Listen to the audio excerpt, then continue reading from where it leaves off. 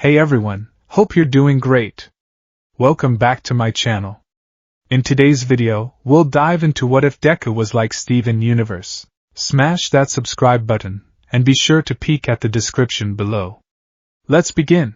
The world is not kind to things it doesn't understand. Izuku Midoriya learned this lesson early, not on the sterile linoleum of a doctor's office, but on the unforgiving gravel of a neighborhood playground. He was 4 years old, and the world was a kaleidoscope of brilliant colors and deafening sounds. Quirks were blossoming all around him, spectacular and strange. One boy could stretch his fingers into long, wobbly noodles. A girl could make the dandelions float in perfect, swirling circles. And then there was Katsuki Bakugo. Kaken's quirk wasn't just a quirk. It was an event. It was the sharp smell of burnt sugar, the crackle of a bonfire, the sudden, brilliant flash of light that made everyone flinch and then cheer. His palms would pop and fizz with miniature explosions, a declaration of the power thrumming just beneath his skin. He was a natural-born star, a sun around which all the other children orbited. Izuku's quirk was quieter. It had manifested without fanfare. One evening, while watching his favorite All Might video for the 100th time, his mother, Inko, noticed a soft, green light pulsing from the center of his chest. Beneath his pajama shirt, embedded in the pale skin over his sternum, was a small, smooth, cabochon-cut crystal. It was the color of new spring leaves, an emerald no bigger than his thumbnail, and it glowed with a gentle, internal luminescence. The doctor had been fascinated and utterly baffled. A bioluminescent crystallization? He'd mused, tapping his pen against his chin. The gem seems to be a part of his biological structure, directly linked to his cardiovascular and nervous systems. It reacts to his emotional state. A mood ring quirk, perhaps? Useless. That was the unspoken word hanging in the sterile air. And it was the word that would come to define him. On the playground, Bakugo held court. My quirk is the best. I'm gonna be a hero, even better than All Might, he declared, setting off a sharp crack in his palm that made a younger boy yelp. Izuku, clutching his All Might action figure, nodded enthusiastically. You're amazing, Kaken. Your quirk is so flashy and strong. We can be heroes together. The words, meant as the highest form of praise, seemed to sour the air. Bakugo's crimson eyes narrowed, and his gaze fell to the faint, verdant glow seeping through the thin cotton of Izuku's shirt. My quirk is amazing, Bakugo repeated slowly, a sneer twisting his lips. What's yours, Deku? You gonna shine on the villains until they get a headache? The other kids snickered. Izuku's smile faltered. His chest felt tight, a familiar knot of anxiety forming. The emerald on his sternum dimmed, its happy, vibrant glow sinking into a murky, troubled green. He instinctively covered it with his hand. It glows with my feelings, Izuku mumbled, his voice small. Maybe I can tell when people are scared, and I can help them feel better. Bakugo let out a bark of laughter, sharp and cruel. Help them? You can't even help yourself. You're just a stupid glowworm. He shoved Izuku, not hard, but enough to make him stumble back. A useless little glowworm who can't do anything but shine. Glowworm. The name stuck better than Deku ever had. It was more specific, more targeted in its cruelty. It wasn't just calling him useless. It was defining him by the very thing that made him different. From that day on, his quirk was not a gift, but a brand. When he was excited in class, the telltale glow would earn him a scowl from the teacher. When he was sad, its dim light was an invitation for mockery. And when he was scared, when Bakugo and his friends cornered him, a strange, shimmering film of green energy would sometimes flicker in front of him. It was barely there, a heat haze that could be shattered by a flick of a finger, and it only made them laugh harder. Look! The glowworm is trying to make a night light. Izuku learned to wear thicker shirts. He learned to hunch his shoulders, to fold his arms over his chest, to master the art of being small and unseen. He still loved heroes, still worshipped All Might with a feverish intensity that bordered on religious. But a quiet, painful understanding began to settle in his heart. All Might saved people with his fists. He saved them with a strength that could change the weather. Izuku's quirk saved no one. It only announced his feelings to a world that didn't care to listen. 10 years later, not much had changed. The Emerald Heart, as he privately named it, was the same size, a permanent fixture in his chest. But Izuku had grown around it. He was a gangly 14-year-old, a chronic mumbler with a constellations of freckles and a permanent slouch that was less about posture and more about self-defense. His room was a shrine. Every inch of wall space was plastered with All Might. All Might in his Silver Age costume, his Bronze Age costume, his modern golden look, posters, limited edition prints, newspaper clippings of famous victories. On his desk, nestled between towering stacks of notebooks, was a pantheon of All Might figures. It was a monument to an impossible dream. The notebooks were his true sanctuary. Hero Analysis for the Future. He was on volume 13. They were filled with meticulous, almost frantic scrawls, detailed drawings of hero costumes, speculations on quirk applications, strategies for fighting specific villains. But his analysis had a unique slant. Where others saw power, Izuku saw purpose. He didn't just chart Endeavor's firepower. He noted how the hero used walls of flame for crowd control. He didn't just marvel at Best Jeanist's speed. He analyzed how fiber manipulation could be used for non-lethal restraint and rescuing civilians from collapsing buildings. He was searching, desperately, for a place for himself in that world. A place for a hero who couldn't punch, who couldn't fight, who could only feel. "Izuku, honey, you'll be late." His mother's voice called from the kitchen. He snapped his notebook shut. "Coming." As he pulled on his black gakurin, he checked his reflection. The school uniform was thick enough to mostly obscure the glow, but he still wore a dark undershirt just in case. He took a deep breath, trying to calm the jittery hum of morning anxiety. He focused on a feeling of placid contentment, a calm sea, a clear sky. The light in his chest softened to a pale, minty green. Control was everything. The day passed in a blur of practiced invisibility. He kept his head down, his emotions in check.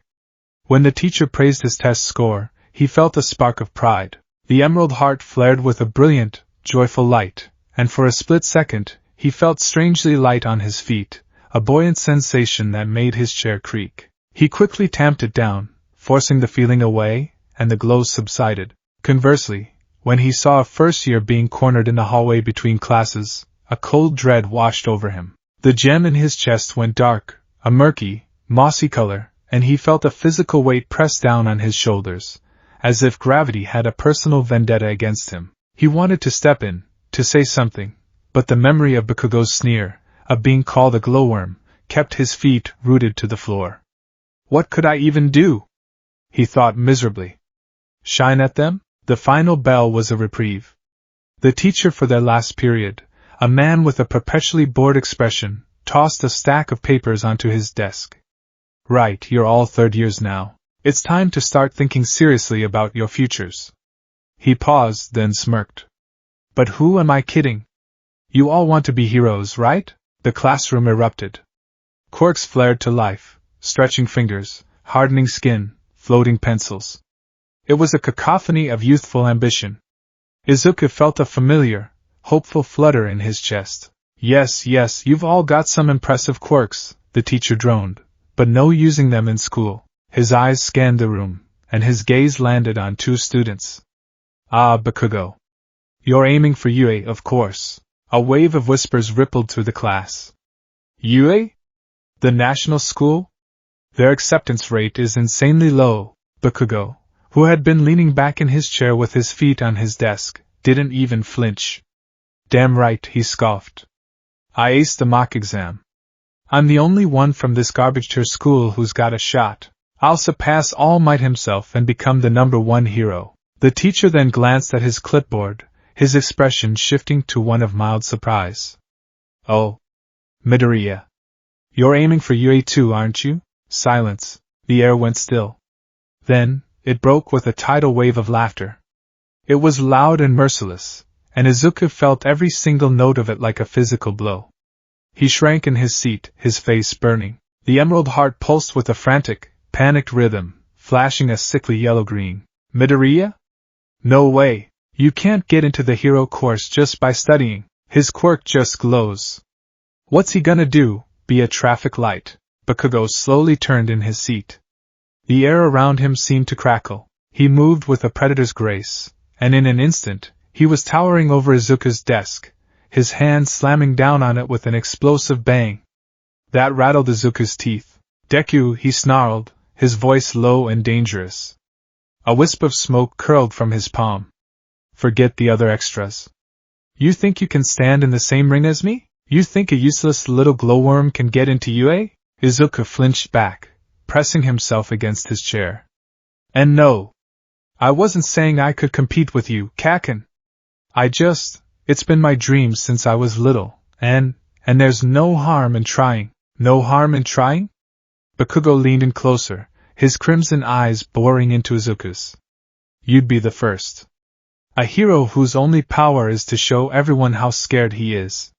You'd die in the entrance exam." The words hit their mark. The light in Izuku's chest sputtered and went out, leaving only a cold, heavy ache behind. Bakugo smirked, satisfied with the effect, and sauntered back to his seat. The laughter died down, but the humiliation lingered, clinging to Izuku like a shroud for the rest of the day. The walk home took him under a familiar overpass. The concrete was cool and damp, a brief respite from the afternoon sun. Izuku clutched the strap of his yellow backpack, replaying the scene in his mind. "He's right," a traitorous voice whispered. "What can I possibly do?" He pulled out his burned notebook. Bakugo had snatched it after class, casually exploded it, and tossed it out the window into a koi pond. The pages were warped and smelled of ash and stagnant water. A drawing of All Might on the cover was charred beyond recognition. Despair, cold and thick, settled in his gut. His gem was completely dark, a dead, glassy thing in his chest. Suddenly, a grotesque gurgling sound echoed from behind him. He turned, and his blood ran cold. A monstrous being of viscous green sludge was pouring out of a sewer manhole, two huge, frantic eyes swimming in the semi-liquid mass. It was a chaotic, terrifying sight. A medium-sized invisibility cloak, the sludge villain rasped, its voice a wet gurgle. Before Izuku could even scream, the villain lunged. Sludge surged over him, a suffocating tide of filth. It forced its way into his mouth and nose, a vile, choking sensation. He clawed at it, his fingers sinking into the thick goo without purchase. Panic, absolute and primal, seized him. His lungs burned. His vision started to tunnel, the edges turning black. The emerald heart, which had been dormant with despair, suddenly erupted with a blinding flash of terrified, neon-green light. A weak, shimmering barrier flickered to life around his face, pushing the sludge back just enough for him to gasp a single, desperate breath. It was the defensive reflex he'd had since he was a child, but amplified by mortal terror. The villain recoiled slightly. "Ooh, a little bit of a quirk, huh? Doesn't matter. Just relax. It'll only hurt for about 45 seconds. The fragile shield buckled under the renewed assault. Izuku's strength was failing. "I'm dying. Have no fear." A voice, deep and resonant as a thunderclap, boomed through the underpass. The sewer grate clattered open, and a figure emerged, silhouetted against the daylight. He was a giant of a man, with two iconic tufts of blonde hair shaped like a V. "For I am here." It was All Might. In the flesh. With a speed that defied belief, he pulled his arm back. Texas smash. The punch didn't even connect with the villain. The sheer wind pressure it generated was like a hurricane. The sludge was blasted apart, ripped away from Izuku's body in 1,000 flying green droplets. Izuku collapsed to the ground, gasping, coughing, his body trembling uncontrollably. The last thing he saw before the world swam away was the heroic, unwavering smile of his idol. When he came to, he was being lightly slapped on the cheek by the hero himself. Hey! Hey! Thought we lost you there." All Might's voice was even more incredible in person. "All Might," Izuku stammered, scrambling backwards. He was a mess of awe and disbelief. "I need your autograph." "Where's my notebook?" He found the soggy, ruined book. "Could you please sign it?" All Might had already signed it.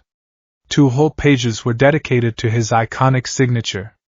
Izuku bowed so fast and so many times he nearly gave himself whiplash. "Thank you so much. It'll be a family heirloom. Ha ha. All in a day's work." All Might boomed, giving him a thumbs up. He had already bottled up the villain in a pair of large soda bottles. Well, I must be off. The authorities are waiting. Wait! Izuku cried out, a desperate question bubbling up, the one that had defined his entire life. I have to ask you something. All Might paused, already preparing to leap. Pros are constantly fighting time and villains, kid. Can't stick around. No. I can't let him go. In a moment of pure, unthinking desperation, as All Might launched himself into the air, Izuku latched onto his leg. The flight was terrifying.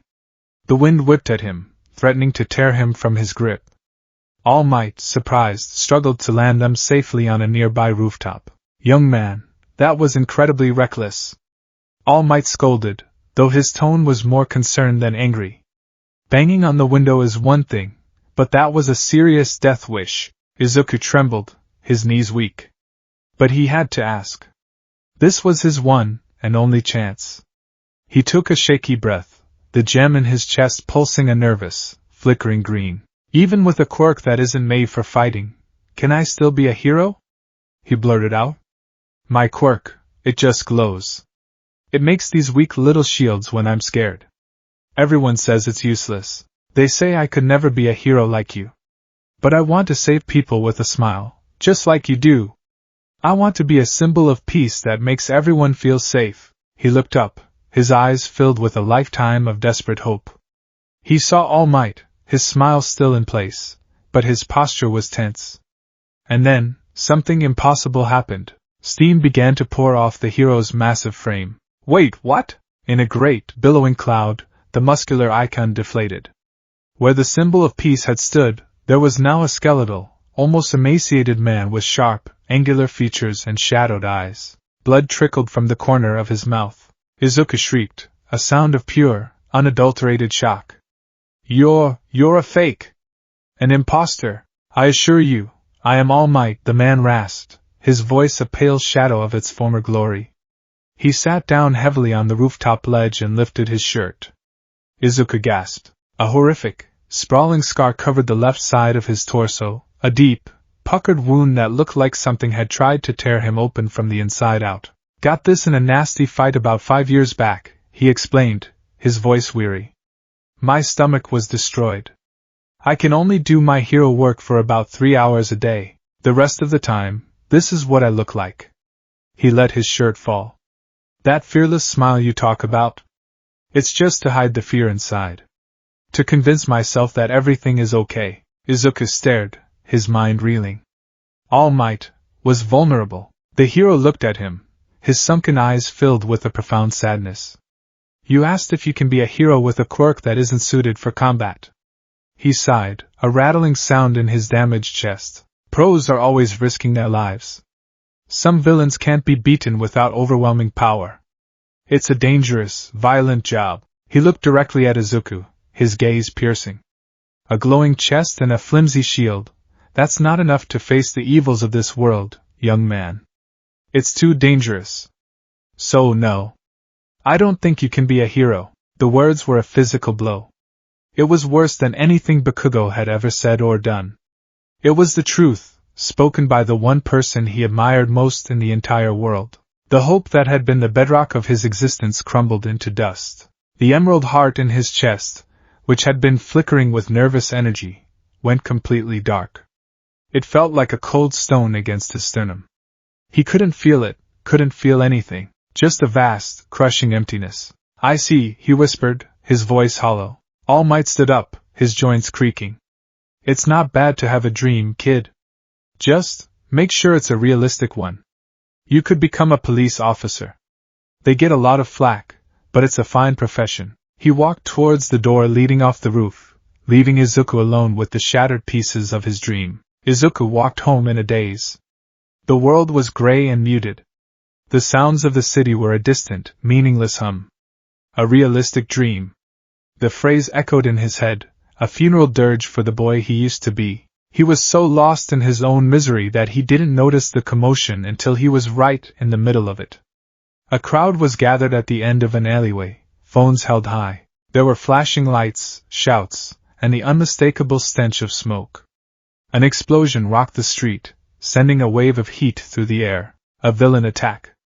His inner fanboy, battered but not quite dead, made him push his way to the front. He saw Death Arms struggling to get close, Kamui was trying to evacuate civilians, Backdraft desperately trying to contain the fires. And in the center of it all, it was the sludge villain. The one All Might had captured. The soda bottles must have fallen from his pocket during their rooftop encounter. This is my fault. Guilt, sharp and sickening, twisted in his gut. But it was quickly overshadowed by a new, dawning horror. The villain had a hostage. A student, a boy with spiky, ash-blonde hair and furious red eyes, thrashing and setting off explosions that were only fanning the flames. Kaken. Izuku's breath hitched. Bakugo, the one who was always so strong, so confident, was drowning. His explosions were wild, uncontrolled acts of desperation, and for a fleeting moment, their eyes met across the chaos. In Bakugo's eyes, beneath the rage, was something Izuku had never seen there before. Pure, undiluted terror. It was a look that screamed for help. The heroes weren't moving. I can't get a hold of him. Death Arms yelled. He'll smother the kid if I get too close. My wood is weak to fire. Kamui lamented.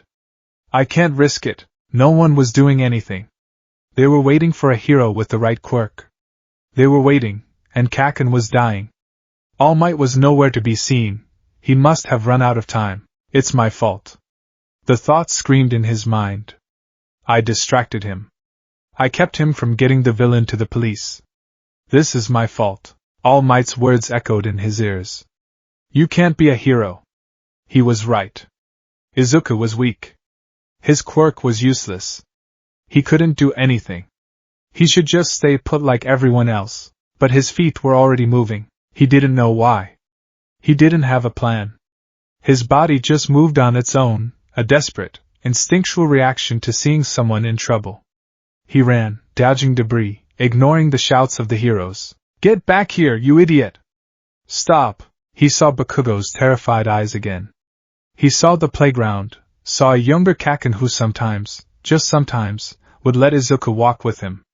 He saw a rival, a bully, but also, a person who was scared and needed saving, and something inside him snapped. The despair, the guilt, the terror for his friend, and a sudden, overwhelming, all-consuming need to protect him, all of it coalesced into a single, white-hot point of emotion.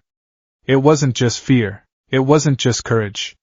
It was an absolute, unconditional refusal to let this happen. The emerald heart on his chest, which had been a dead, cold thing, exploded with light. It wasn't the gentle glow he was used to.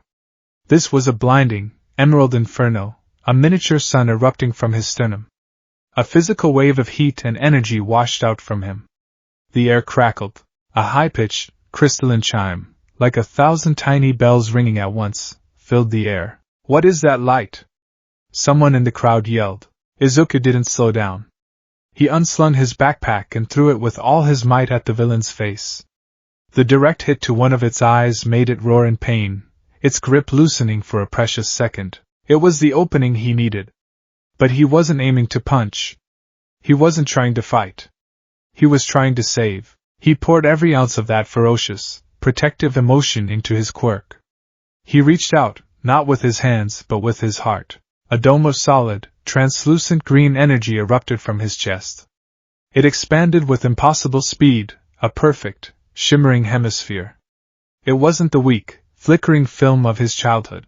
This was thick, solid, faceted like a diamond, refracting the light of the fires into 1,000 tiny rainbows. The shield slammed into the sludge villain. It wasn't an attack, it was a displacement. The impact wasn't a punch, but an unstoppable, expanding force. The solid light pushed the sludge, shoving it back, peeling it away from Bakugo's body with overwhelming pressure. The villain roared in fury, pushing back, but the shield held, glowing brighter and brighter as Izuku pushed more of his will into it. Kaken! Izuku screamed, his voice raw. He was inside the dome now, with Bakugo. For a moment, they were in a bubble of green-tinted silence, the sounds of the fire and chaos muffled. Bakugo was on his knees, gasping for air, staring at Izuku with wide, disbelieving eyes. Deku! What the hell? The villain hammered on the outside of the shield. Cracks, like spiderwebs on glass, began to form on its surface. Izuku felt the strain in his very soul. It was like holding up a mountain. Every fiber of his being screamed in protest. The light from his chest was so bright it hurt to look at, and he felt a draining sensation, a hollowing out of his emotional core. I can't hold it, but he had to. Just a little longer, and then, a familiar, powerful hand landed on his shoulder. I really am pathetic, a voice, now deep and full of power, said behind him. All Might, back in his hero form, stood there, his smile grim but determined. I told you what it takes to be a hero, but I wasn't living up to my own ideals. He looked at Izuku, and his eyes were filled with a new, profound respect. You, young man, you taught me what it means. All Might stepped forward. Detroit smash. The punch was cataclysmic. The villain was obliterated. The wind pressure was so intense it put out all the fires and even changed the weather, causing a light rain to fall from the suddenly overcast sky. The dome shield, its purpose served, shattered into a million motes of green light that faded into the rain-soaked air. The backlash hit Izuku like a physical blow. The light in his chest died instantly. The world tilted on its axis, and he collapsed, his body utterly spent, his mind a hollow, ringing void. He was so drained he could barely register the paramedics checking him over, the heroes scolding him for his recklessness while a different set praised Bakugo for his bravery. It didn't matter. He had failed. He had been told he couldn't be a hero, and then he'd almost gotten himself and Kaken killed trying to prove it wrong. The exhaustion was more than just physical. It was an emotional abyss. As he trudged home, the empty streetlights blurring through his tired eyes, a voice called out, DKU. He turned. It was Bakugo, running to catch up, his face a complex mask of anger and confusion. I didn't need you to save me, he yelled, his voice rough. I was fine. I had it under control. You and your stupid, glowing light, you didn't do anything. Got it? I owe you nothing. He turned and stormed off, leaving Izuku alone once more. Of course, Izuku thought, a bitter, tired smile touching his lips. That's Kaken. He was about to continue his walk when another voice cut through the twilight. A much different voice. I am here. All Might, in his hero form, zipped around the corner, stopping dramatically in front of Izuku. To talk to you, he said, and promptly deflated back into his skeletal form with a pathetic poof of steam, spitting up a shocking amount of blood. Izuku just stared, too tired to even be surprised anymore. Young man, Toshinori Yagi began, wiping his mouth. I came to thank you. And to apologize. And to make a proposition. Huh! Was all Izuku could manage. What you did back there. It was more than just reckless. It was heroic. When all the other pros, myself included, were standing by, you acted. You, a timid, unassuming boy, were the bravest one there. Toshinori's gaze drifted down to the center of Izuku's chest, where the uniform was slightly singed from the intensity of the light. But I have to know, he said, his voice dropping to a serious, almost desperate whisper. His eyes, though sunken, were now filled with an intensity that pinned Izuku in place. That shield, that incredible power. The energy signature. I know it. It felt so familiar yet so different. He took a step closer, his expression a mixture of awe and profound confusion. He wasn't looking at Izuku as a fan, or a reckless civilian, or even as a potential successor. He was looking at him like he was a ghost. I came here to tell you that you can be a hero, All Might said, his voice trembling with an emotion Izuku couldn't decipher. But first, you have to tell me something. That quirk of yours, the emerald gem in your chest. He leaned in, his voice barely audible. Where did you get it, young man? The question hung in the cool evening air, heavier than the silence that followed. It was a simple question, yet it struck Izuku as profoundly, fundamentally wrong. Where did you get it? It was like asking someone where they got their freckles, or the color of their eyes. What do you mean? Izuku stammered, his exhausted mind struggling to catch up. I was born with it. It's my quirk. The doctor said it was a bioluminescent crystallization.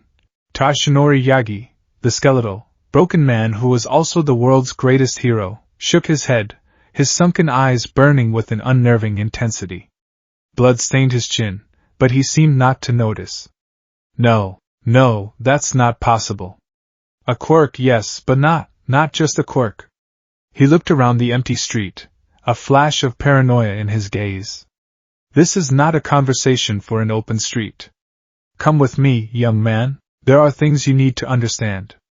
Things I need to understand. Before Izuku could protest, or even fully process the request, Toshinori had hailed a taxi. The hero folded his lanky frame into the back seat, patting the space beside him. Izuku, caught in the undertow of the day's impossible events, found himself sliding in, his yellow backpack clutched to his chest like a life raft. To the old Sorayama dojo, on the outskirts, Toshinori instructed the driver, his voice a low rasp. The journey was a blur of neon cityscapes bleeding into the quiet, dark suburbs, and finally into winding country roads flanked by ancient, whispering cedar trees. The silence in the cab was thick with unspoken questions. Izuku kept glancing at the man beside him. This was All Might, the symbol of peace, reduced to this fragile form, now looking at Izuku as if he were the answer to some cosmic riddle. The emerald heart in Izuku's chest, still feeling cold and dormant after his exertion, gave a faint, inquisitive pulse of soft green, as if it, too, was listening. The taxi pulled up to a weathered wooden gate at the base of a small, mist-shrouded mountain. Toshinori paid the driver, and as the car's taillights disappeared down the road, they were plunged into a profound silence broken only by the chirping of crickets. This way, Toshinori said, leading Izuku up a long, stone-paved path. The dojo was a magnificent, sprawling structure of dark wood and rice paper screens, its tiered roofs seeming to blend into the mountain behind it. It looked ancient, a relic from a time before quirks and heroes. It felt sacred. Toshinori slid open a heavy wooden door. Inside, the air smelled of old wood, tatami mats, and green tea.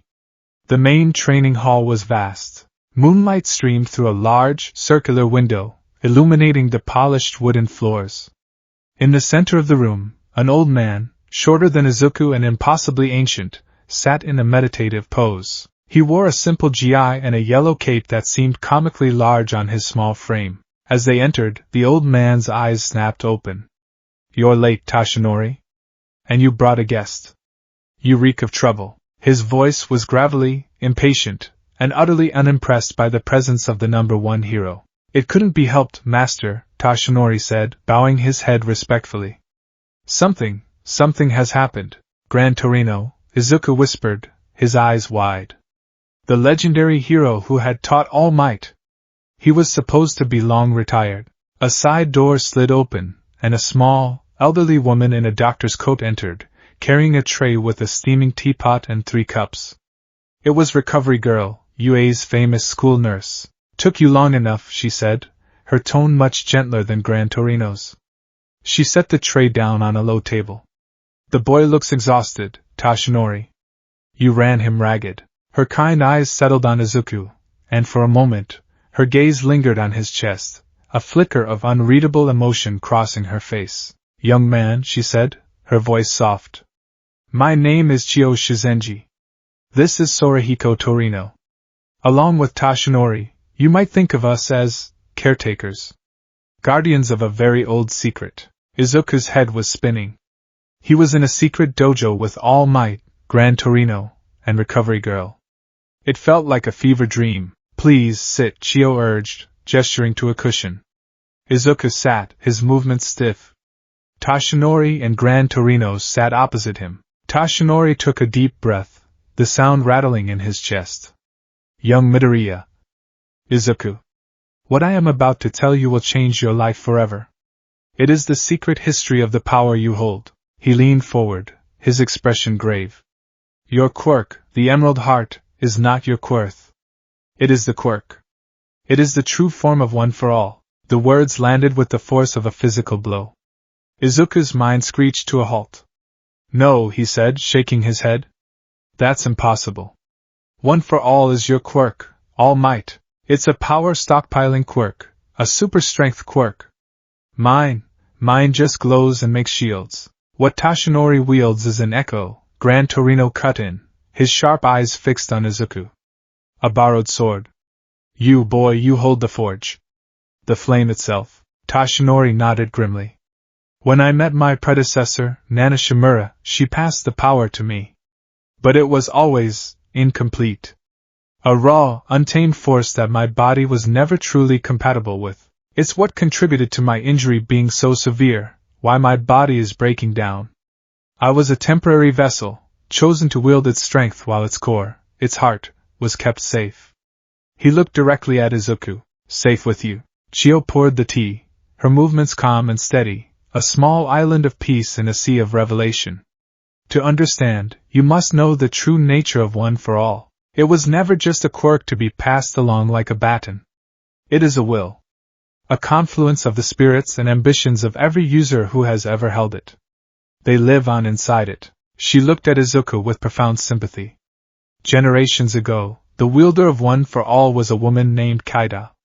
She was the fifth user. Her own quirk allowed her to transform her life energy into an indestructible crystalline substance.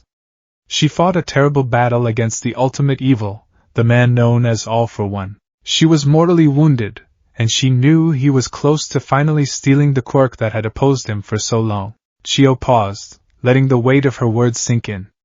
In a final, desperate act of sacrifice, to protect the legacy and the spirits within, she performed a forbidden technique. She merged her own life force, her very soul, with the core of One for All.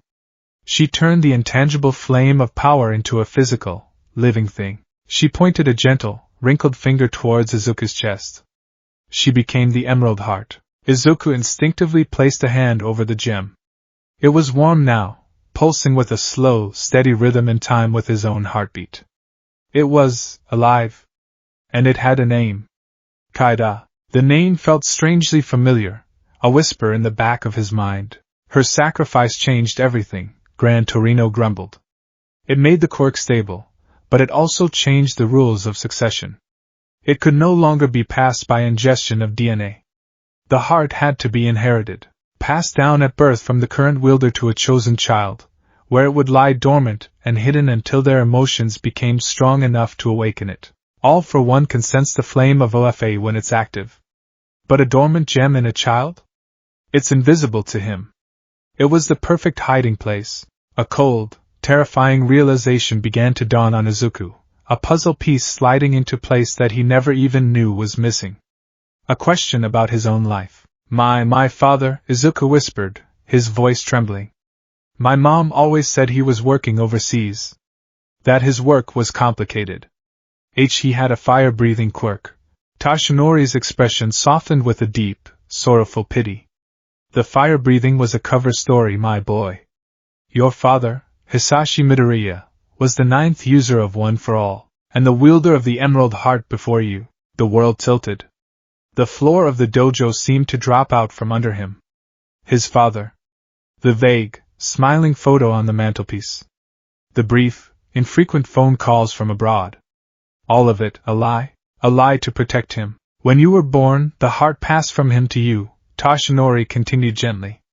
Hisashi knew that as long as he stayed near you, he would be a beacon for All for One. The moment your power began to manifest, All for One would find you both. So he made a choice. He entrusted me, his chosen protege, with the echo of Ofei's power, its raw physical strength, and charged me with becoming a symbol strong enough to weaken All for One and keep the world safe. And then, he disappeared. Went into hiding to draw any potential attention away from you and your mother.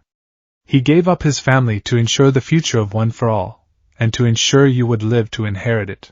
Tears streamed down Izuku's face, hot and silent. The story of his absent father was not one of abandonment, but of sacrifice.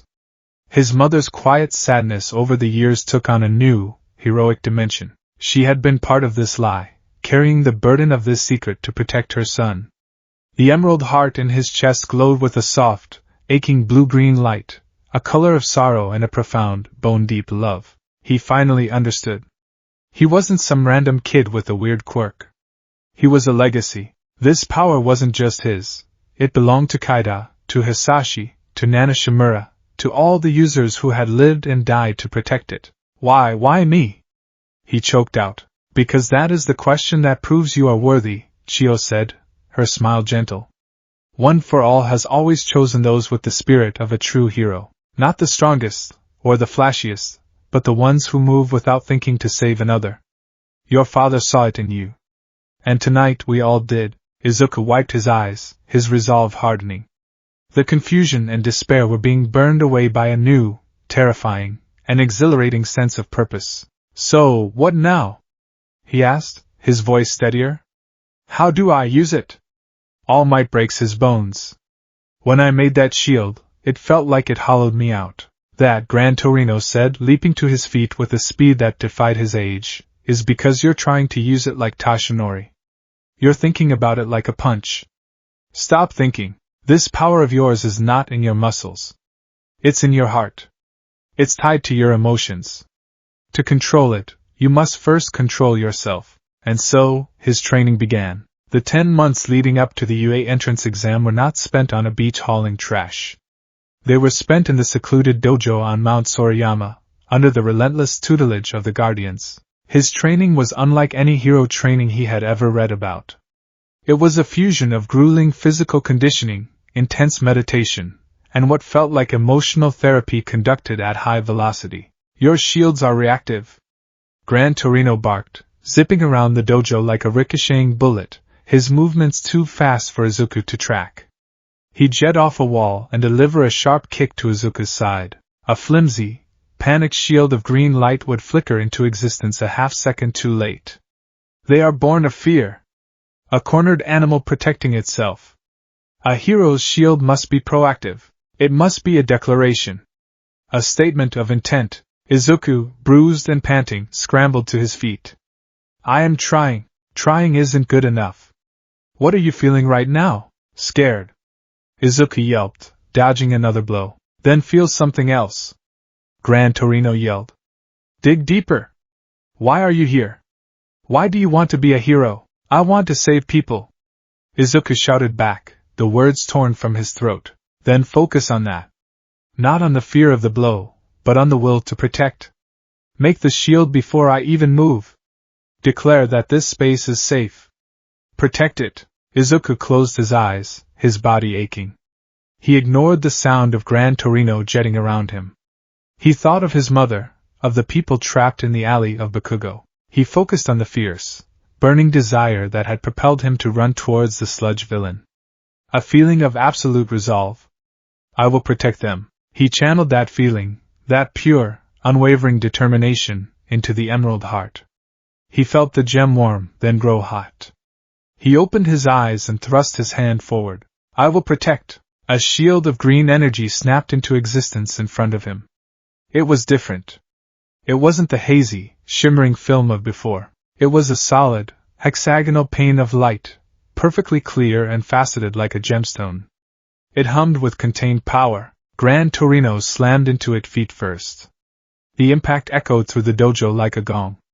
The shield held, not even cracking, sending the old hero rebounding across the room. Izuku stared at his hand, then at the shield, which held for a few more seconds before dissolving into sparkling motes of light.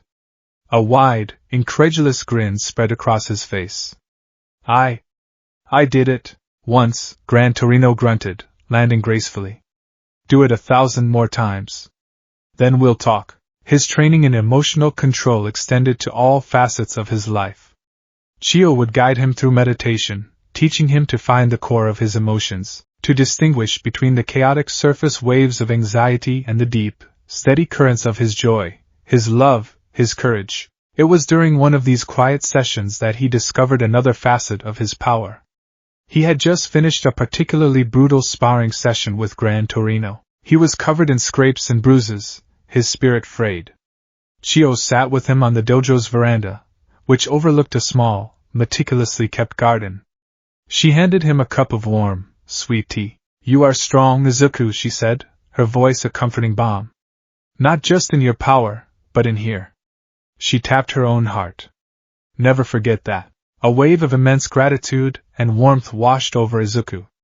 The simple act of kindness, the quiet acceptance after a day of being pushed to his limits, filled him with a pure, uncomplicated joy. The emerald heart glowed with a soft, warm light, the color of a sunlit leaf. He reached out and without thinking, rested his hand on the leaves of a small, potted bonsai tree on the railing, some of its leaves yellowing and wilted. As his fingers brushed the leaves, a soft, green luminescence flowed from his palm. The wilted leaves straightened. The yellow faded, replaced by a vibrant, healthy green. The little tree looked healthier than it had a moment before. Izuku snatched his hand back as if burned. What did I do? Chiyo's eyes widened, and a slow, wondrous smile spread across her face. Incredible. The fifth user had healing abilities, but they were legends, footnotes in the journals. It seems your spirit, your immense capacity for compassion, has reawakened it. She took his hand and made a small, shallow cut on his palm with a sterilized needle from her medical kit. It was a tiny bead of red. Now focus, she instructed. Feel that same joy. That warmth. That love. Izuku looked at the kind old woman who was helping him, thought of his mother, thought of All Might's belief in him. He focused on the swelling feeling of love in his chest and pressed the fingers of his other hand against the cut. A gentle green light enveloped his palm. When he pulled his hand away, the skin was unbroken, the cut was gone. His healing was not just for others, it could mend himself. It explained why he recovered from Gran Torino's training so quickly. He had been subconsciously healing his own bruises all along. The final piece of his training was the most dangerous, tapping into the raw physical power of One for All. The strength comes from will, Toshinori explained, standing beside a massive, solid iron training block in the dojo's courtyard. For me, it was always a struggle, like trying to hold back a raging river. But for you, the heart is the floodgate. You can open it. But it will cost you. Cost me what? Izuku asked, eyeing the block warily. Emotional energy, Gran Torino answered gruffly. You pour your courage into a shield. You pour your joy into healing. To access this strength, you must pour your sheer willpower into it. It will drain you, leave you numb. Overdo it, and you might lose the ability to feel anything at all for a while. It's a dangerous well to draw from. Izuku took a deep breath. He stood before the block, planting his feet. He closed his eyes and reached inside himself, past the courage, past the joy, to the very core of his being, the simple, stubborn will to act. The desire to do. To push forward. He felt the floodgate open. Power, raw and immense, surged from the emerald heart. It wasn't the focused energy of a shield or the gentle warmth of healing. It was a torrent, a tidal wave of pure force that flooded every cell in his body. His muscles coiled, not with strain, but with an incredible, boundless energy. A faint, green aura shimmered around him. His bones didn't creak or threaten to break. They felt reinforced, conduits for the energy. He opened his eyes and pushed. His hands met the cold iron, and the block, which must have weighed several tons, slid backward, gouging deep furrows in the dirt of the courtyard. He pushed again, gritting his teeth, pouring more of his will into the act. The block moved another 10 feet before he collapsed to his knees, panting. The power receded, and the cost immediately became apparent. He felt empty. The vibrant inner world of his emotions was gone, replaced by a quiet, gray stillness. He looked at Toshinori, at the beautiful dojo, at his own hands, and felt nothing. No pride. No fear. No joy. Just a detached sense of observation. I see what you mean, he said, his voice flat. Toshinori placed a comforting hand on his shoulder. It will return. But this is the balance you must learn, my boy. Your power is a spectrum. On one end, defense and restoration, born of positive connection. On the other, overwhelming force, born of draining your inner self. A true hero must know where on that spectrum to stand at any given moment. For 10 months, he walked that tightrope. He learned to summon shields of varying sizes and strengths, to heal wounds, and to augment his strength in controlled bursts. He learned to be the master of his own heart. On the morning of the UA entrance exam, he stood before the mirror. He was no longer the slouching, timid boy from a year ago. He was lean and strong, his posture straight, his eyes clear. In the center of his chest, the emerald heart pulsed with a calm, steady, determined green light. He was no longer Izuku Midoriya, the boy with the useless glowing quirk. He was the 10th wielder of One for All.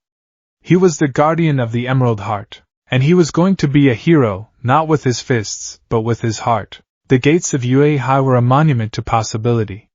They loomed over the crowd of aspiring heroes, colossal structures of glass and steel that seemed to scrape the sky itself. For most of his life, Izuku Midoriya had imagined standing here as a moment of crushing, overwhelming anxiety. He had pictured himself as a tiny, insignificant speck, a quirkless wannabe or a boy with a useless glowing mood ring, about to be judged and found wanting. But the boy who stood there now was different. He took a slow, centering breath, a technique Gran Torino had drilled into him until it was second nature. He could feel the thrum of 100 different emotions from the crowd around him: nervousness, arrogance, excitement, fear.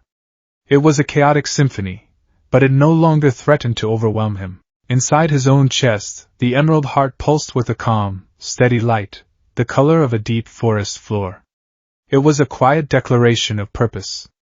He wasn't here to compete. He was here to begin. "Out of my way, glowworm!" The voice was a familiar, abrasive rasp. Katsuki Bakugo shouldered past him, not even bothering to give him a full glance. His crimson eyes were fixed on the school building, burning with a possessive fire. To him, this place was already his territory. "Keikaken," Izuku said, his voice even, losing the stutter that had plagued him for years. Bakugo stopped, turning his head just enough to glare at him over his shoulder. The sneer was automatic. "Still think you have a chance here?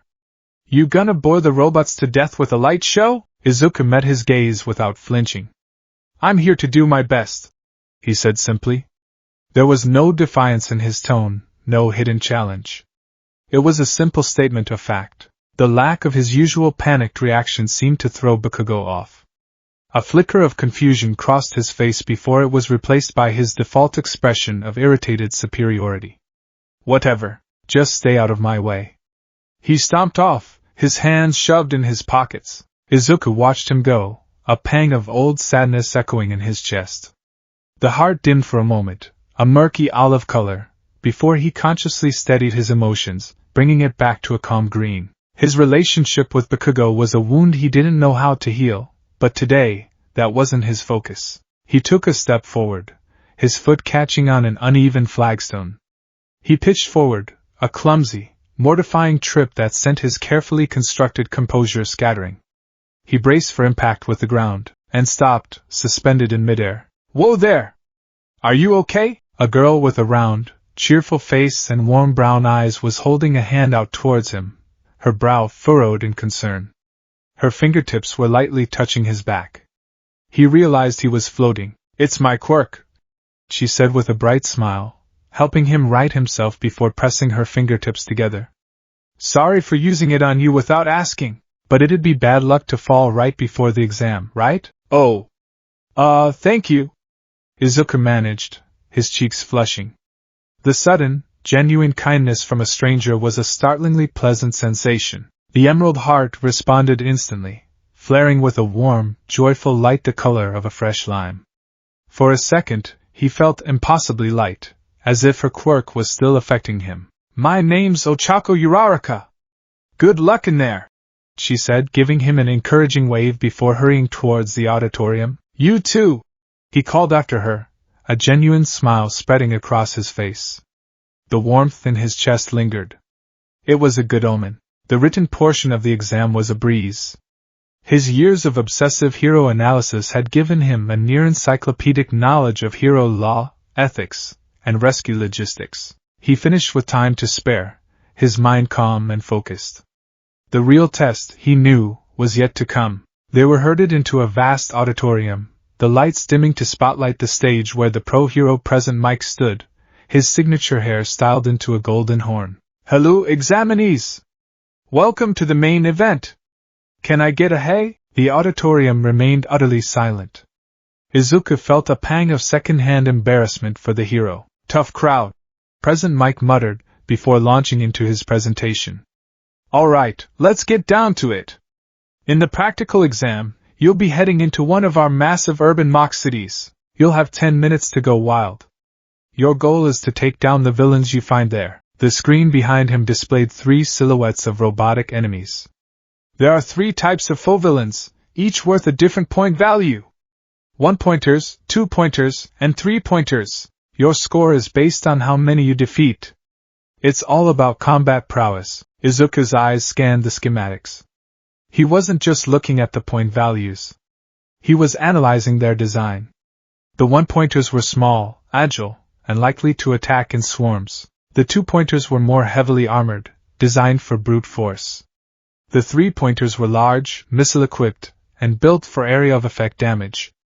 That meant collateral damage. That meant danger to anyone nearby. His mind was already shifting into a different mode. While everyone else was likely planning attack routes to maximize their villain points, Izuku was mapping out a strategy of intervention. His goal wasn't to get the highest score. It was to ensure everyone else could. "Excuse me, I have a question." A tall, broad-shouldered boy with dark blue hair and glasses stood up, his arm ramrod straight. He was the picture of studious intensity. "On the printout, there are 4 types of villains listed. If this is a misprint, it is a great shame for a prestigious institution like UA," he declared, his voice booming with self-importance. He then turned, his sharp gaze landing on Izuku. "And you, with the curly hair. You have been muttering this entire time. It is distracting. If you are not taking this seriously, then you should leave." Izuku flushed, realizing he'd been subconsciously mumbling his analysis. Sorry," he managed. All right, examinee 7111. Thanks for the catch." President Mike grinned. "The 4th villain type is the 0-pointer. It's worth, you guessed it, 0 points. Think of it as a stage gimmick, an obstacle to be avoided. So just run away from it, an obstacle." Izuku's eyes narrowed. In a real-world scenario, you don't just run from the biggest threat on the field. You contain it. You manage it. You protect people from it. "One final thing," President Mike said, a sly glint in his eye. "Combat is not the only way to be a hero. We value those who uphold the noble spirit of heroism, self-sacrifice. But you won't get any hints from me on that one. Now go beyond. Plus ultra, a secret element. Self-sacrifice. That was it. That was his path. The final piece of his strategy clicked into place. The path to victory for him wasn't paved with broken robots. It was paved with protected people. Rescue points. It had to be. The bus ride to Battle Center B was tense. Izuku sat alone, practicing the breathing exercises Chio had taught him. He could feel the anxious, competitive energy radiating from the other students. It was a sharp, jagged feeling, like static electricity. He shielded himself from it, focusing inward on the calm, green glow in his chest. The battle center was breathtaking. It was a sprawling, meticulously detailed city block, complete with skyscrapers, corner stores, and traffic lights that blinked on an endless, automated cycle. It was a perfect, sterile playground for destruction. And start! President Mick's voice boomed from unseen speakers. There was a moment of confused silence. What's wrong? The test has begun. There are no countdowns in a real fight. Run! Run! Like a dam breaking, the examinees surged forward. Izuku, however, held back for a half-second. He closed his eyes, took one last centering breath, and let his senses expand. He wasn't looking for villains. He was listening for trouble. He sprinted down a side alley, his movements fluid and efficient. His physical training had made him faster and more agile than he'd ever been.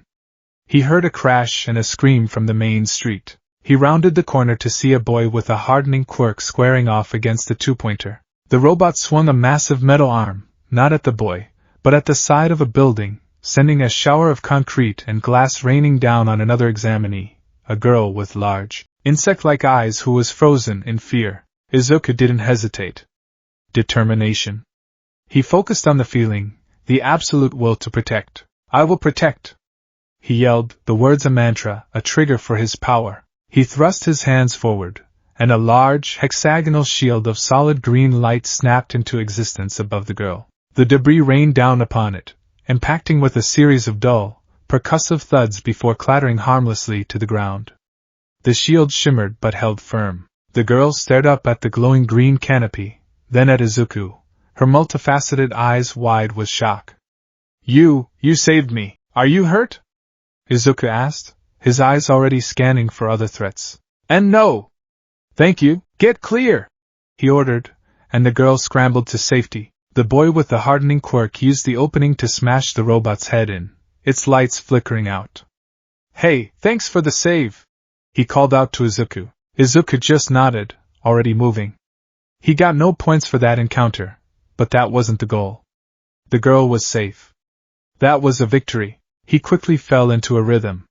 He became a guardian angel flitting through the chaos of the battlefield. He saw a group of 3 one-pointers cornering a student with a weak laser quirk. Instead of destroying them, Izuku summoned a semicircular wall of green energy behind them, boxing them in. They're trapped! He shouted to a nearby girl who could create small, explosive charges from her hands. Take them! The girl, surprised but grateful, blasted the contained robots to scrap metal. 3 points for me! Thanks, green light guy! He spent the next few minutes in a blur of defensive action. A shield here to block a stray missile. A small bubble there to catch a falling student who'd misjudged a jump. He even used his healing touch once, finding a boy clutching a sprained ankle behind a car. He placed his hand on the injury, flooding it with the warm, joyful energy he'd practiced with Chio. The swelling receded, the pain vanished. Whoa, how'd you do that? The boy asked, his eyes wide. Just be more careful, Izuku said, feeling a slight wave of fatigue. The healing always took a little more out of him. The gem in his chest dimmed for a moment before returning to its steady glow. He wasn't fighting. He was enabling. He was a force multiplier, a protector who made the entire battlefield safer and more efficient for everyone else. With his shields taking the brunt of the collateral damage, the other examinees could focus entirely on offense. They fought with more confidence, more ferocity, knowing that a shimmering green barrier might just appear to save them from their own mistakes. He was so focused on others that he hadn't destroyed a single robot himself. He had 0 villain points. And he felt absolutely, undeniably heroic. This was what he was meant to do. This was his power, his purpose made manifest. Then the ground began to tremble. A shadow fell over the street, vast and absolute. From behind a skyscraper, a metal monstrosity began to rise. It was the 0-pointer. It was bigger than he could have imagined, a rolling fortress of a robot that dwarfed the surrounding buildings. Its single, glowing red eye scanned the cityscape, a harbinger of indiscriminate destruction. The other students, who had been fighting with such bravado moments before, took one look at it and remembered President Mick's advice. They ran. A wave of panicked examinees fled in the opposite direction, a mad scramble to escape the lumbering giant. Izuku stood his ground, his eyes wide. The sheer scale of it was terrifying. His first instinct, the old Izuku's instinct, was to run with them. The emerald heart flickered with a jolt of yellow-green fear. But Gran Torino's voice echoed in his mind. A hero's shield must be proactive. He wasn't going to run. He was going to assess. The robot was slow. As long as everyone cleared the area, it was just a big, dumb obstacle. He turned to join the retreat, to help shepherd the slower runners to safety. That's when he heard it. A small, pained cry. Ow, my leg! Izuku's head snapped around. Lying near the 0-pointer's path, her leg pinned beneath a slab of concrete that had been dislodged by the robot's emergence, was the girl from the entrance. Uraraka. She was trying desperately to pull herself free, but the rubble was too heavy. Her face was pale with pain and fear as the robot's colossal shadow loomed over her. Everything stopped. The other students, the noise, the ticking clock of the exam, it all faded away into a dull, distant roar. There was only the girl, trapped and terrified, and the unstoppable machine bearing down on her. His mind flashed to all might. He pictured the hero, muscles bulging, pulling his fist back. Smash! For a fleeting second, he considered it. Tapping into that raw, draining power. A single, overwhelming blow. No, his training took over. His purpose. You're not a fist, a voice in his head, one that sounded a lot like Chio, whispered. You're a shield. A new emotion, more powerful than anything he had channeled before, surged through him. It was a ferocious, brilliant combination of everything he was. The desperate need to protect the innocent, the gratitude for her simple act of kindness at the gate. the unwavering resolve of his new purpose. It was a feeling so pure and potent it felt like love. He ran towards her. Towards the danger. Hey! Kid! Get back here! Are you insane? One of the other examinees shouted from a safe distance. Izuku didn't hear him. He focused all of that powerful, protective love into the emerald heart. It responded, not with a glow, but with a sunburst. A blinding, beautiful explosion of emerald light erupted from his chest, so intense it bleached the color from the world around it. The high-pitched, crystalline chime he'd heard in the alley with the sludge villain rang through the air, clear and pure. The zero-pointer raised its massive, building-sized fist, preparing to bring it down right where Uraraka was trapped. No! Izuku screamed, his voice amplified by the power surging through him. He slammed his hands together in front of him, and then threw them apart. A sphere of green energy exploded outwards from his body. It wasn't a flat wall, it was a perfect, all-encompassing bubble of light. It expanded rapidly, a sanctuary of translucent green, shimmering with hexagonal patterns like the scales of a dragon. It enveloped him and Uraraka, sealing them inside just as the zero-pointer's fist descended. The impact was apocalyptic. The sound was a deafening, grinding cataclysm of metal on energy. The ground shook violently. From inside the bubble, the world was a maelstrom of dust and noise. The shield groaned, the crystalline chime turning into a deep, vibrating hum of immense strain. Izuku, on his knees at the center of his creation, felt the force of the blow resonate through his very soul. He poured more of himself into it, gritting his teeth, his arms trembling. The light of the emerald heart was a raging inferno. Cracks, like lightning forks, began to spiderweb across the surface of the dome. He could feel his emotional energy draining away at an alarming rate, the vibrant colors of his feelings being consumed to fuel this single, desperate act of protection. The fist withdrew. The immediate danger was over. But the robot's strike had destabilized the already damaged buildings around them. Chunks of concrete and steel began to rain down from above, a deadly shower of debris. The bubble shield, already weakened, was pelted by the falling wreckage. More cracks appeared. The light began to flicker. I can't hold it! He gasped, sweat and tears stinging his eyes. Uraraka, who had been staring in stunned silence, finally found her voice. You created this? For me? Her words, filled with awe and gratitude, gave him a final, tiny surge of strength. He held the shield together for a few seconds more as the last of the debris fell. Then, its purpose served, the bubble shattered. It didn't pop, it disintegrated into a billion tiny motes of green light that drifted down around them like ethereal snow before vanishing. The backlash hit Izuku like a freight train. The vibrant world of his emotions collapsed into a gray, silent void. The inferno in his chest was snuffed out, leaving only a cold, hollow ache. He slumped forward, his body screaming in protest, but he wasn't done yet. Uraraka was still trapped. He crawled over to her, his movements sluggish. Are you okay? He asked, his voice flat, devoid of its usual warmth. My leg, it's stuck. She winced. He looked at the slab of concrete. It had to weigh at least a ton. Healing her was an option, but freeing her was the priority. He placed his hands on the cold, rough surface. He reached inside himself, past the emptiness, searching for the final reserve of his power, his willpower. A faint, green aura, like heat haze, shimmered around his arms. The muscles in his back and shoulders coiled, not with strain, but with a surge of raw, kinetic energy. With a deep, guttural yell, he lifted. The slab of concrete tilted, then rose into the air. It was an act of pure, controlled strength. He held it aloft for a precious few seconds. Get out! Now! Uraraka scrambled free, her eyes wide with disbelief. Izuku let the slab drop with a heavy thud, the last of his strength vanishing with it. Time's up! Present Mix's voice echoed across the now silent city. It was over. Izuku collapsed onto the asphalt, his body and soul utterly spent.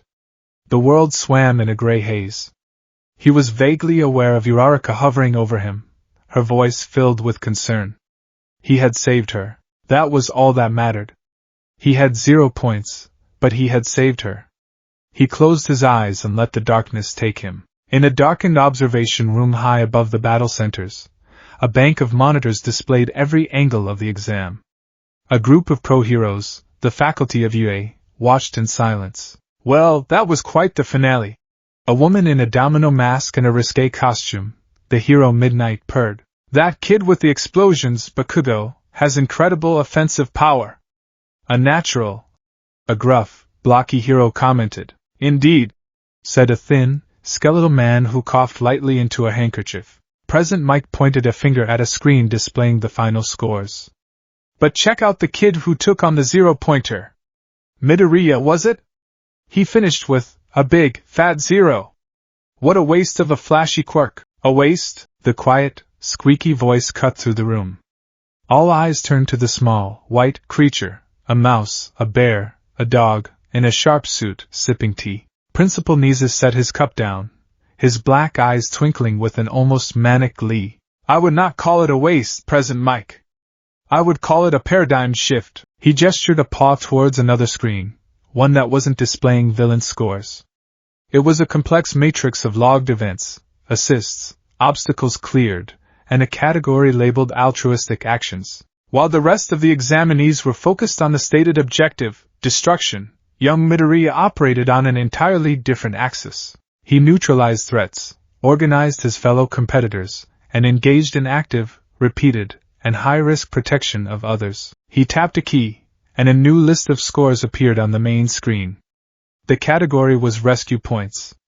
Most students had a handful, 5, 10, maybe 20. Then he highlighted Izuku Midoriya's name. The number next to it was so high it seemed like a typo. Izuku Midoriya villain points 0. Rescue points 160. The room went silent. That's the highest rescue points score in the history of the entrance exam. A stunned teacher whispered. He broke the system. Another added. Nisa's grin widened, showing his sharp teeth. Oh, he did much more than that. He revealed the flaw in the system. We design a test to find the strongest fighters, the most powerful combatants. We tell them that heroism is more than that, but we reward them for punching robots. And then, along comes a boy who ignores our game entirely and instead plays his own. He simply acts like a true hero, from start to finish. Nisa looked at the monitor showing a still frame of Izuku, collapsed on the ground but with a faint, peaceful smile on his face. He did not take down a single villain, yet he may have been the most effective hero on the field today. His presence made everyone around him better, safer, and more successful. Tell me, what could possibly be more interesting than that? He took another long, slow sip of his tea, his mind already racing with possibilities. Yes, he said to the quiet room. This year is going to be very interesting indeed. The acceptance letter from UA wasn't a letter at all. It was a small, metallic disc that projected a three-dimensional image into the air. Izuku and his mother had watched, huddled together in their small living room, as a recording of All Might, in all his golden age glory, boomed his congratulations. He had explained the dual scoring system, the existence of the secret rescue points metric. A video montage played, showing clips of Izuku's actions during the exam, the shield that blocked the falling debris, the quick containment of the one-pointers, the healing of the boy with the sprained ankle, and finally, the awe-inspiring bubble that had withstood the 0-pointer. Inko Midoriya had burst into tears, a flood of relief and pride so overwhelming that it was a force of nature. Izuku! Izuku, you did it! I'm so proud of you, she'd sobbed, hugging him so tightly he could barely breathe. Izuku, for his part, had felt a quiet, profound sense of validation. The emerald heart in his chest had glowed with a warm, steady light, the color of a sun-drenched meadow. He hadn't won by being the strongest. He'd won by being himself.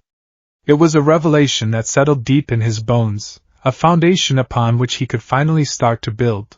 Now, standing before the colossal, 1 a.m. blazoned door of his new classroom, a fresh wave of anxiety washed over him. This was it. The first day of the rest of his life. He could feel a cacophony of emotions from behind the door, confidence, nervousness, curiosity. He took a centering breath, calmed the jittery, yellow-green flickering of his own gem, and pushed the door open. The scene inside was animated. The tall, intense boy with glasses from the exam was scolding another student for having his feet on the desk. That student, Izuku realized with a jolt, was Katsuki Bakugo. Remove your feet from school property at once. The boy commanded, his arms chopping the air with rigid precision. Do you not feel any respect for the upperclassmen and craftsmen who made these desks? Bakugo sneered, not even bothering to look at him. Nope. What junior high you from, you stuck-up extra? Before the confrontation could escalate, a new voice cut in. Oh. It's you! Izuku turned to see Ochako Uraraka, the girl he'd saved during the exam, beaming at him. The plain-looking one. You got in. That bubble thing you did was incredible, and the way you lifted that huge piece of concrete. So cool, Izuku felt his cheeks flush. Thanks, he stammered, the sudden praise making the emerald heart glow with a bashful, mint-green light. I'm glad you're okay. Your quirk is amazing, too. You saved me from falling at the gate. I'm Ochako Uraraka, she said cheerfully. Izuku Midoriya, he replied, a genuine smile on his face. Their pleasant conversation was cut short by a low growl. Bakugo had finally turned his attention away from the boy with glasses, and his crimson eyes were now locked onto Izuku. His face was a thunderous mask of pure, unadulterated rage. It wasn't the usual arrogant anger Izuku was used to. This was something deeper, something colder. It was the fury of betrayal. Deku, he snarled, his voice dangerously low. The other students fell silent, sensing the sudden, palpable tension. What the hell was that at the exam? That bubble, that strength. You've been hiding that from me all this time, haven't you? Izuku's newfound composure wavered. And no, Kaken, it's not like that. It's complicated, don't you Kaken me, Bakugo spat, standing up from his desk. The air around his palms began to crackle with miniature explosions. All those years, all that time you were just a useless little glowworm, following me around, scribbling in your stupid notebooks. You were just pretending. You had a power like that, a defensive quirk that could stop anything, and you let me think you were worthless. You were looking down on me. Weren't you? The accusation was so far from the truth it was absurd, but the conviction in Bakugo's eyes was absolute. He saw Izuku's power not as a new development, but as a long con, a deep and personal deception. In his mind, Izuku hadn't saved him from the sludge villain. He had revealed his hidden strength in a moment of ultimate pity. That's not it at all, Izuku insisted, taking a step back. The gem on his chest flickered nervously. My quirk, it only just. If you're just here to make friends, then you can pack up and leave. A new voice, tired and utterly devoid of enthusiasm, came from the floor near the doorway. A man who looked like a walking corpse in a yellow sleeping bag was lying on the ground. He unzipped the bag, revealing a man with tired, bloodshot eyes, a mess of black hair, and a scarf wrapped around his neck. It took you all 8 seconds to quiet down. That's not going to work, he said, taking a long slurp from a juice pouch. I'm Shota Aizawa, your homeroom teacher. The class collectively froze in shock. This disheveled man was a pro hero? Aizawa stood, pulling a UA gym uniform from his sleeping bag. Everyone, change into these and meet me on the training grounds.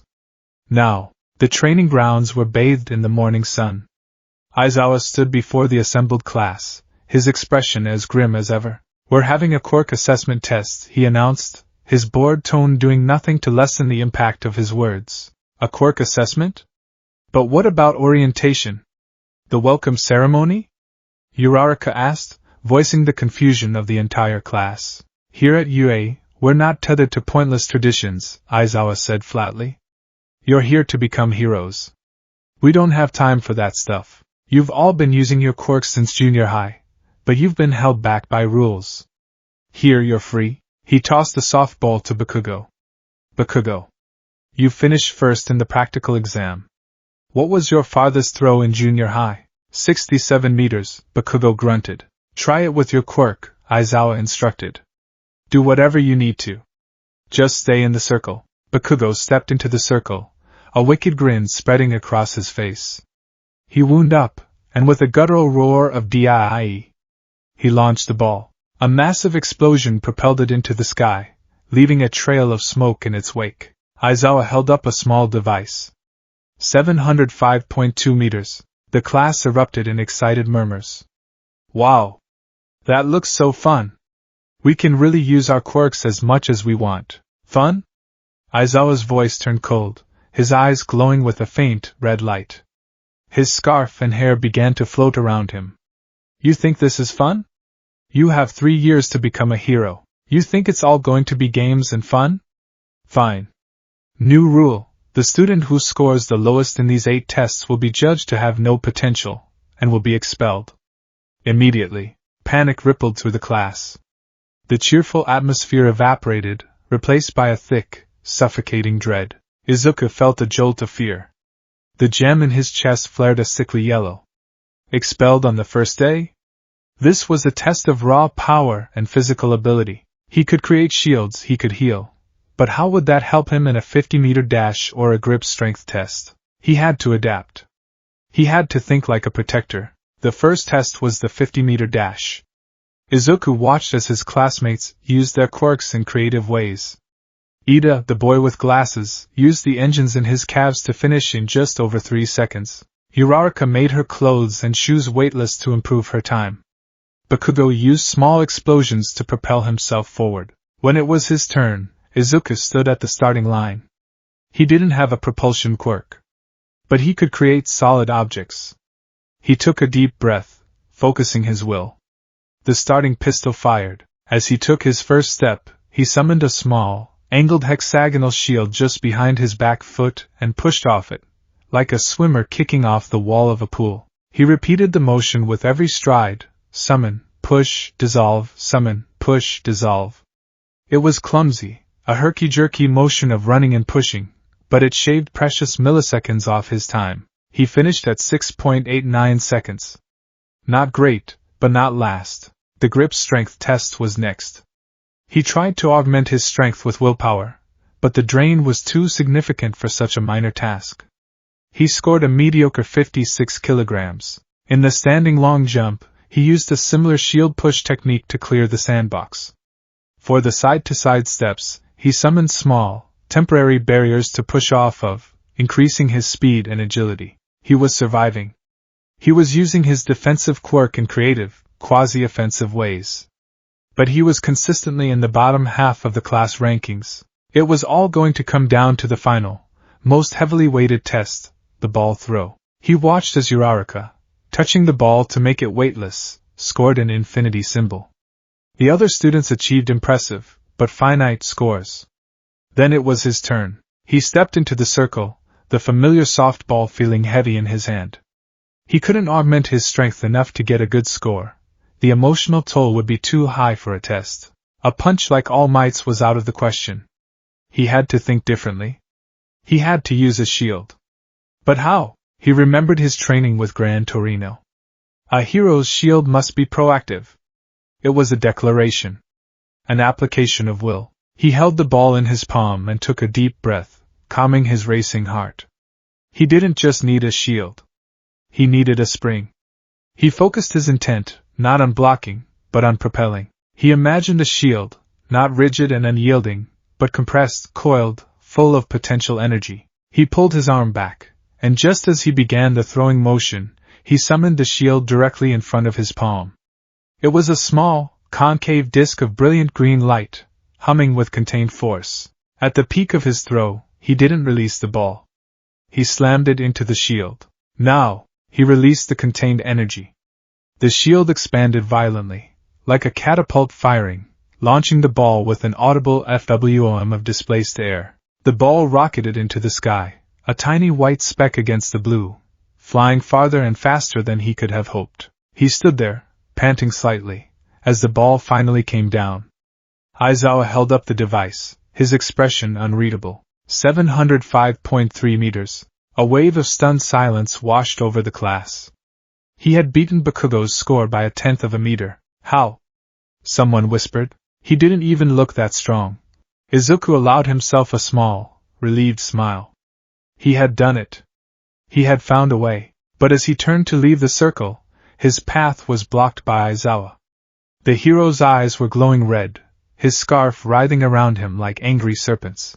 The warmth from the emerald heart vanished, suppressed by Aizawa's quirk, erasure. The gem in his chest felt like a dead, cold stone. Midoriya, Aizawa said, his voice a low drawl. I've been watching you. Your quirk is powerful. That shield you used against the zero-pointer was on a scale few pros could manage. But you're holding back. Izuku froze. In every test, you've used your power in small, controlled, almost timid ways. You create a tiny shield to push off of, but you're capable of creating a dome that can withstand a titan. That final throw was clever, but it was still just a trick. I saw your file. I saw what you did in the exam. You have immense power at your disposal, but you're afraid of it. You're fighting like you expect to lose. Aizawa's grip tightened on his capture weapon. A hero who holds back is a liability.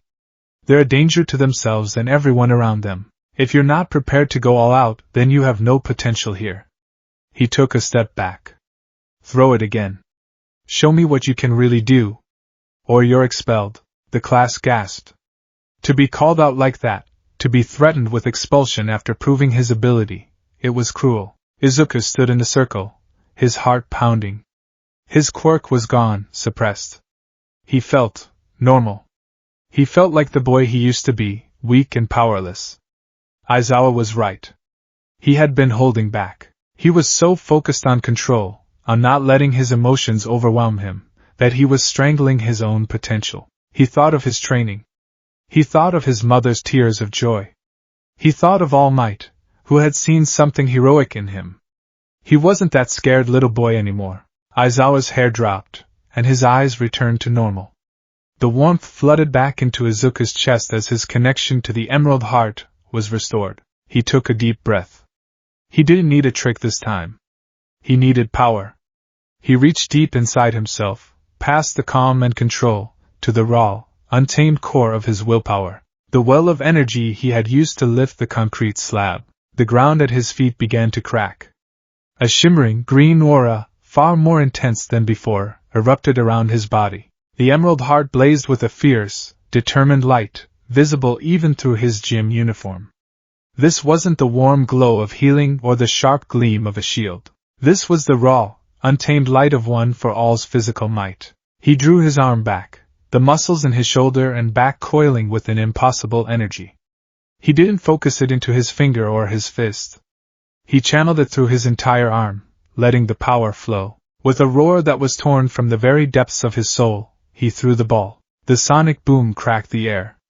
The ball vanished, a white streak that tore through the sky, leaving a swirling vortex of cloud in its wake. The force of the throw kicked up a massive cloud of dust, sending a shockwave that buffeted his classmates. When the dust settled, Izuku was still standing, his arm outstretched.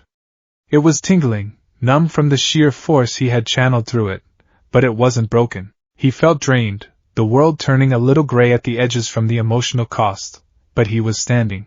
Aizawa watched the device in his hand, a slow, wolfish grin spreading across his face. Now that's more like it. He held up the score. It was a number so ridiculously high it was almost meaningless. Izuku had passed the test. The final event of the day was the one Izuku had been dreading the most, the heroes versus villains combat exercise. They were to draw lots and be paired up into teams. Izuku found himself paired with Uraraka, a small blessing. Then, they drew their opponents. Team D, Katsuki Bakugo and Tenya Ida. A cold knot of dread formed in Izuku's stomach. The Emerald Heart pulsed with a troubled, anxious light. It wasn't just a training exercise anymore. For Bakugo, this was personal. Their team was designated the heroes, tasked with retrieving a mock nuclear weapon from the villains, who were holed up on the 5th floor of a training building. As they waited for the exercise to begin, Uraraka turned to him. So, what's the deal with you and Bakugo? He seems to really have it in for you. Izuku sighed, looking at the floor plans All Might had provided. We grew up together. His quirk manifested early, and it was amazing. He was always so confident. Mine just glowed. He thought it was useless, and he thought I was useless. He looked up, his expression serious. Now he thinks I was hiding my true power from him all this time, looking down on him. He's not going to treat this like a training exercise. He's coming for me. Uraraka's cheerful expression hardened with resolve. So he's a bully. He's complicated, Izuku said. But his pride is his weakness. He'll abandon the mission to come after me. That's our opening. You're the key, Uraraka. Your quirk can get you past Ida and to the weapon. I just have to keep Kaken busy. You're going to fight him alone? She asked, her voice filled with concern. Izuku shook his head. I'm not going to fight him at all. He tapped the center of his chest, where the emerald heart was now glowing with a calm, strategic green. I'm going to protect. The buzzer sounded, and the exercise began. They entered the building cautiously. Just as Izuku predicted, Bakugo ambushed them in a narrow hallway, appearing from around a corner with a massive, roaring explosion. Izuku reacted instantly. He shoved Uraraka behind him and slammed his palms together. A massive, flat, hexagonal shield of green energy snapped into existence just in front of them. The explosion washed over it, a tidal wave of heat and force. The shield shuddered, glowing brighter under the strain, but it held. The concussive blast was entirely negated. DKU! Bakugo roared, his face contorted with rage as the smoke cleared. So you finally show it. That's the power you've been hiding. The ultimate defense. You think you can just hide behind that thing forever? Uraraka, go! Now!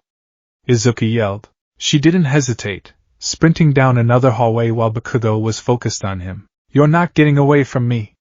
Bakugo lunged, his right hand crackling, aiming another blast not at the shield, but around it. Izuku was ready. He let the first shield dissolve and spun, summoning a smaller, circular shield on his forearm, catching the explosion like a buckler. He used the concussive force of the blast to push himself back, gaining distance. Stand still and fight me! Bakugo screamed, his movements becoming more frantic, more reckless. What followed was a masterclass in defense. Bakugo was a whirlwind of explosive fury, a relentless attacker. Izuku, in contrast, was an immovable object. He didn't throw a single punch. He didn't try to attack. He was a bastion of pure protection. He flowed through the hallways of the building, his green shields blinking in and out of existence. A large wall to block a wide-angle blast. A small, angled plate to deflect a targeted shot into the ceiling. A curved barrier to redirect the force of an explosion back at Bakugo, forcing him to dodge his own attack. He was using Bakugo's own overwhelming power against him. Every explosion that was blocked was wasted energy. Bakugo was getting tired, his breathing growing ragged, his attacks becoming more desperate. His rage was making him sloppy. Why won't you fight back? He screamed, launching himself into the air with his explosions for a devastating aerial attack. Izuku looked up, his expression not of fear, but of a deep, profound sadness. Because that's not what being a hero is about, Kaken. He was channeling his emotions, but not into power. He was broadcasting them. He pushed his feelings of sorrow, of his desire for them to have been friends, of his unwavering belief that Bakugo could be a great hero if he could just see past his own anger. For a split second, Bakugo faltered. He felt it. A wave of something that cut through his rage, leaving him confused. It was just enough of a distraction. As Bakugo descended, Izuku didn't summon a shield to block him. He summoned a sphere. A perfect, translucent green bubble snapped into existence around Bakugo in midair. He slammed into the inside of it, his attack fizzling harmlessly. He was trapped, suspended a few feet off the ground in a shimmering, emerald prison. He hammered against the walls of his cage, setting off explosions that were contained within the sphere, shaking it violently but failing to break it. What is this? Let me out of here, you damn nerd! Izuku stood beneath the sphere, his arm outstretched, his breathing heavy. Maintaining the bubble took immense concentration. It's over, Kaken. Just then, Uraraka's voice came over the comms. I've secured the weapon. Hero team wins. The buzzer sounded, signaling the end of the match. The bubble around Bakugo dissolved into motes of green light, and he fell to the ground with a grunt. He lay there, panting, staring up at the ceiling, not with anger, but with a look of utter crushing defeat. Izuku walked over and stood above him. He didn't offer a hand. He didn't gloat. He just looked down at his childhood friend, the emerald heart pulsing with a soft, sorrowful blue-green light. He had won. He hadn't thrown a single punch. He had proven that a shield could be mightier than the sword. But looking at the broken expression on Bakugo's face, it didn't feel like a victory at all. It felt like he had just drawn a line in the sand, separating their worlds forever. The victory against Bakugo and Ida was a hollow one. It earned Izuku a flood of respect from his classmates, who had watched the exercise from the monitoring room. They crowded around him afterwards, peppering him with questions about his quirk. "That was incredible, Midoriya!" Kirishima exclaimed, his hand hardening into rock as he punched the air. "You totally stonewalled him. So manly. Indeed, your strategic use of defensive barriers was a masterclass in tactical thinking," Yaoyorozu added, her expression one of genuine admiration. Izuku just mumbled his thanks, his eyes fixed on the retreating back of Bakugo, who was storming out of the building without a word to anyone. The taste of victory was bitter, soured by the undeniable rift he had created. He had proven his point, but in doing so, he had wounded his rival's pride in a way that felt deeper and more permanent than any physical blow. All Might found him later, in his deflated form, and gave him a stern but proud lecture. "You were brilliant, my boy. You analyzed the situation and used your power in the most efficient way possible. But you must also learn that a hero's heart must be strong enough to withstand the emotional fallout of their actions." He placed a skeletal hand on Izuku's shoulder. "What you did was necessary. You showed him that there is more to heroism than raw power.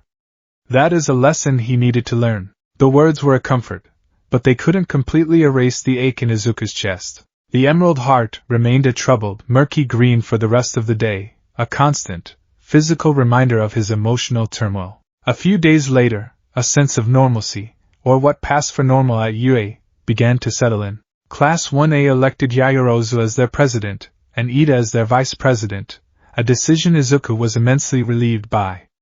He was not yet ready for that kind of spotlight.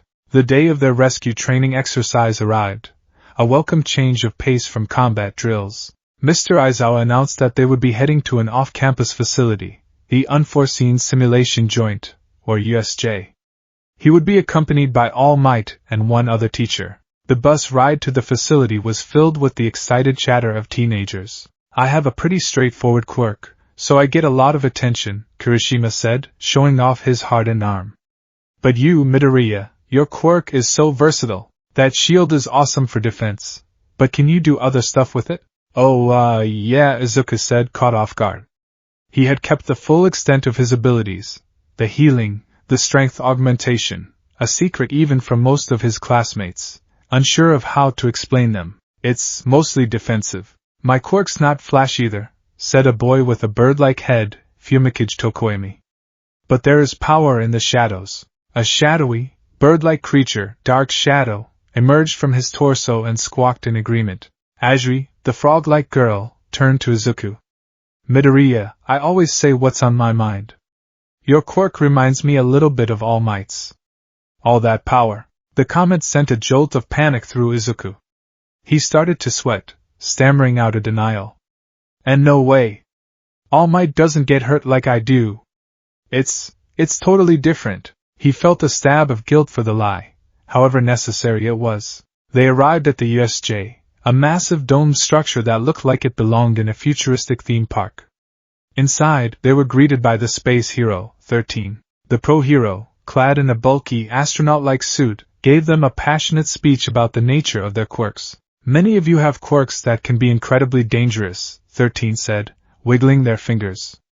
"My quirk, Black Hole, can suck up anything and turn it to dust. It's a power that is very good at killing people. But I use it to save them, to clear debris from disaster zones. I hope that today you learn that your power is not for fighting villains, but for rescuing those in need." The speech resonated deeply with Izuku.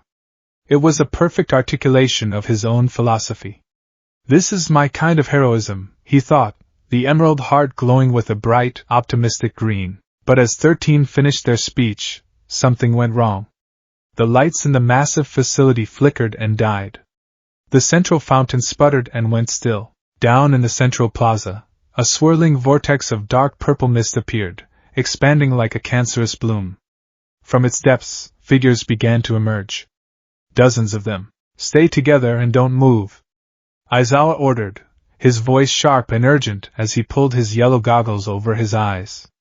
13. Protect the students. A man with pale blue hair, his face and body obscured by dismembered hands that were clasped onto him, stepped out of the portal last. The symbol of peace, all might, is not here, he rasped, his voice scratching and petulant.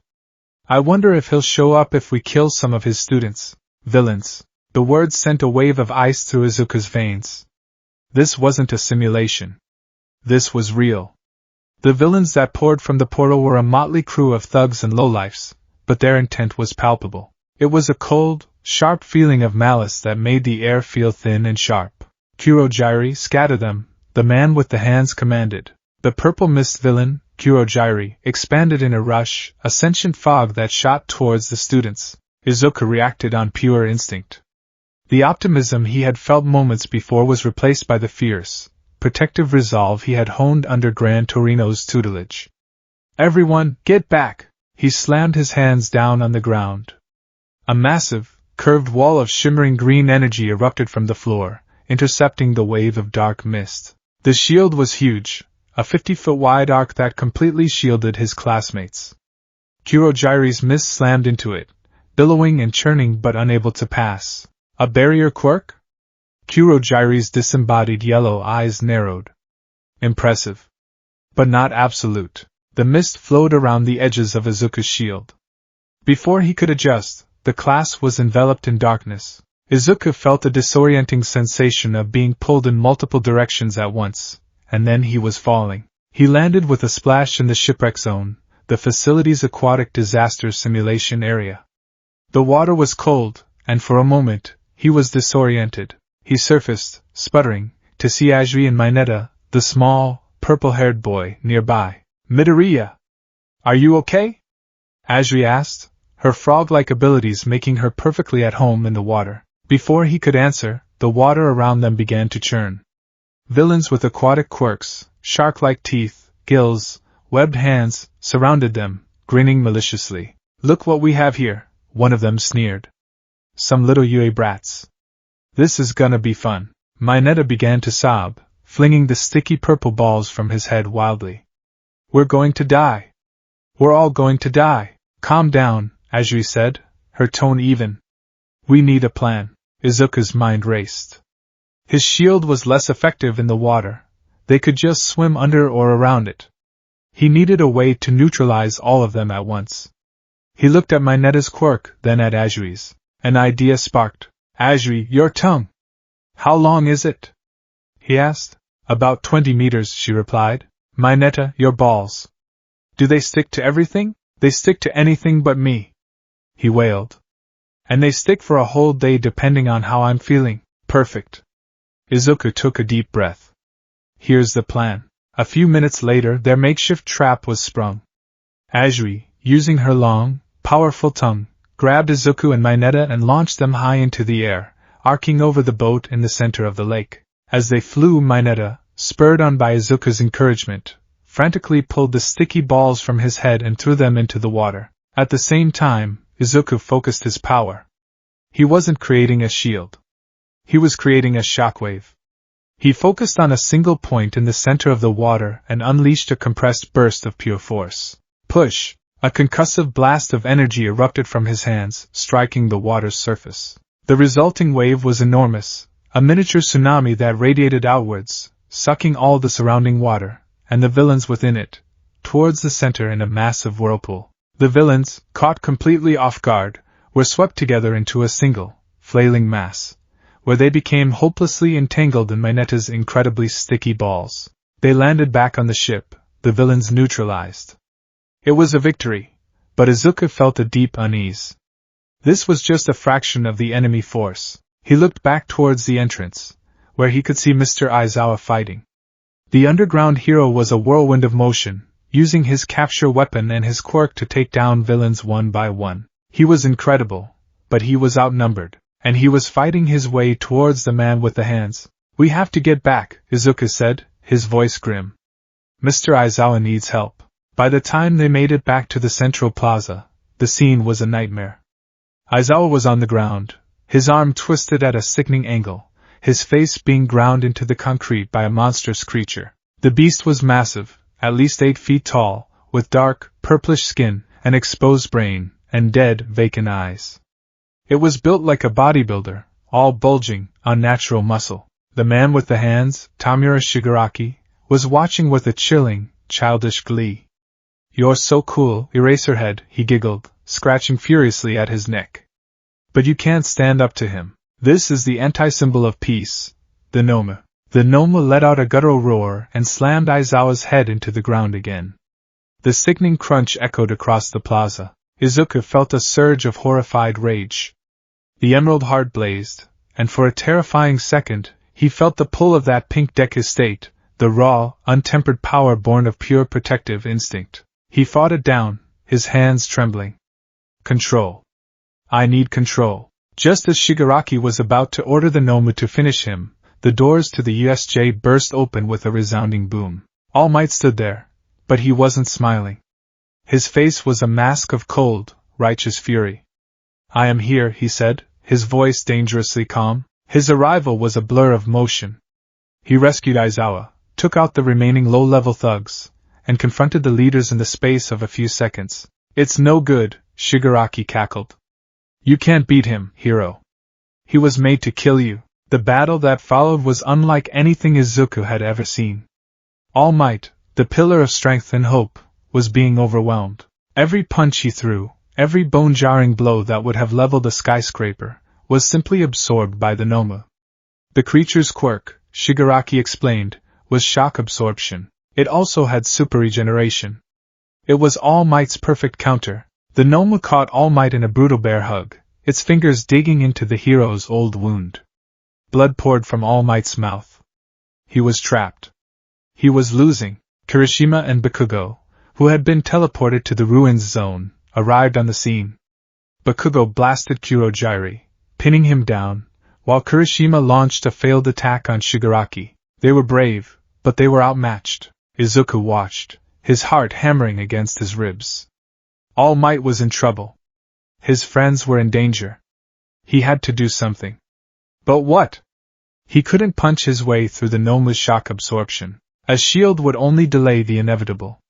He felt useless, powerless, just like he had on that rooftop a year ago. He focused, trying to push past the panic. He looked at the Nomu, truly looked at it. He tried to sense it, to feel it with his quirk. His quirk was emotion, after all. It was a connection. He reached out with his empathy, an ability he had never consciously tried to use before, and pushed it towards the hulking beast. What came back nearly made him collapse. It wasn't malice. It wasn't rage or bloodlust. It was nothing. And everything. It was a hurricane of agony, a silent, unending scream of a dozen fragmented souls trapped in a prison of flesh. He felt confusion, pain, the ghost of memories that weren't his own, a deep, cellular violation. This creature wasn't a living being. It was a puppet, a grotesque piece of biological machinery stitched together from stolen quirks and stolen lives, animated by pain and command. It had no will of its own. It couldn't even comprehend its own suffering. The sheer, tragic horror of it washed over him. He wasn't looking at a villain anymore. He was looking at a victim. The greatest victim in the entire building. And in that moment, Izuku Midoriya did something that no one, not All Might, not Shigaraki, not even the Guardians of the Flame, could have ever predicted. It was a pure, unfiltered, Steven Universe moment. His fear vanished, replaced by an overwhelming, heartbreaking wave of compassion. Tears streamed down his face for the monster in front of him. His desire to punch it, to defeat it, was completely eclipsed by a desperate, instinctual need to soothe it. Young Midoriya, stay back. All Might grunted, his strength fading. But Izuku was already moving. He sprinted forward, ignoring the shouts of his friends and the surprised gasp from All Might. Shigaraki cackled. "Oh? Is the little NPC coming to join the party?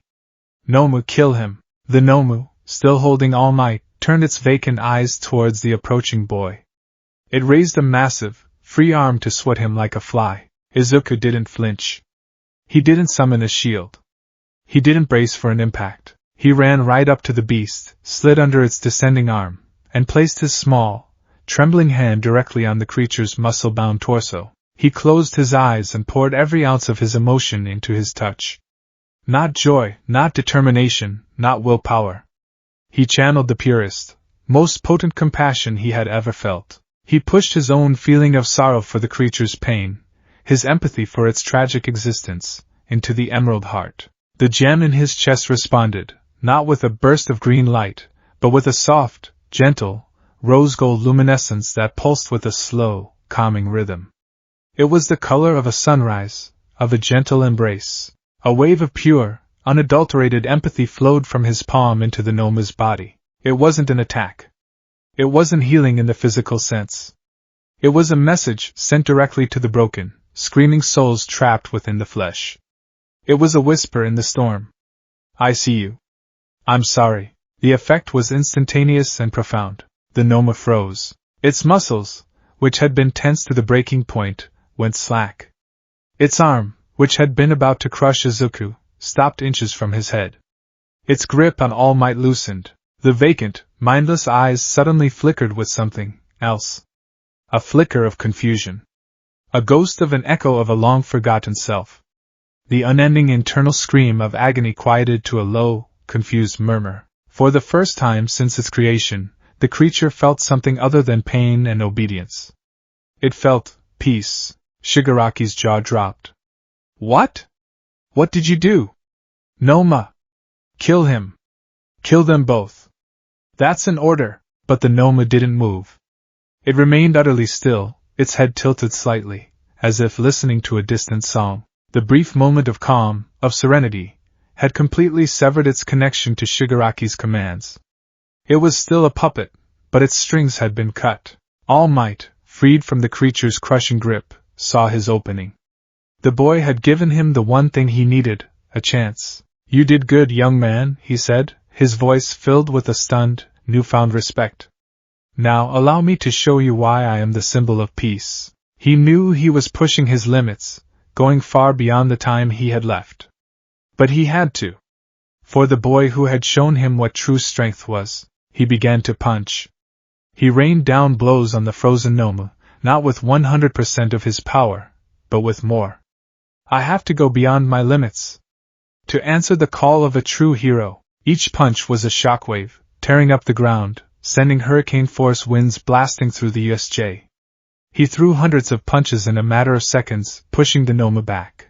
With a final, cataclysmic roar, he delivered the finishing blow. Plus, Ultra! The punch connected, and this time, there was no absorption.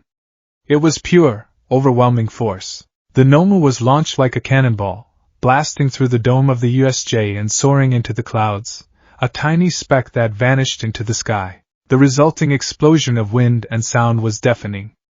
Izuku was thrown back, his connection to the Noma severed. The rose-gold light in his chest faded, leaving him feeling emotionally raw and exposed, as if he had shared a piece of his own soul. Shigaraki was trembling, not with fear, but with incandescent rage. He clawed at his neck, drawing blood. You cheated, he shrieked, his voice cracking like a petulant child. You cheated. That wasn't supposed to happen. What was that light? What did you do? He was disgusted. Horrified. Izuku's display of empathy wasn't just an inconvenience. It was a violation of his entire worldview. Power was for crushing, for taking, for destroying. This useless emotion had just dismantled his ultimate weapon. It was an ideological poison, and he wanted to obliterate it. Before he could lunge at the exhausted heroes, the sound of gunshots echoed through the facility. The UA faculty, led by Principal Nizu, had arrived. Shigaraki, shot in the arms and legs by Snipe, was forced to retreat through Kurogiri's portal, screaming threats and promises of revenge. The immediate danger was over. The villains were gone. Izuku lay on the ground, his body shaking, his mind reeling from the psychic backlash of touching the Noma's consciousness. He looked over at All Might, who was standing tall in a cloud of steam, his fist raised in victory for the benefit of the arriving pros. He had won, but the cost was immense, and Izuku knew, with a chilling certainty, that this was just the beginning.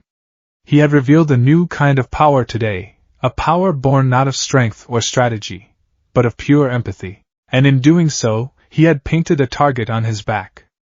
A target for a man-child who was disgusted by kindness, and for the unseen master who had created the tragic, monstrous creature that he had, for one brief, shining moment, given peace.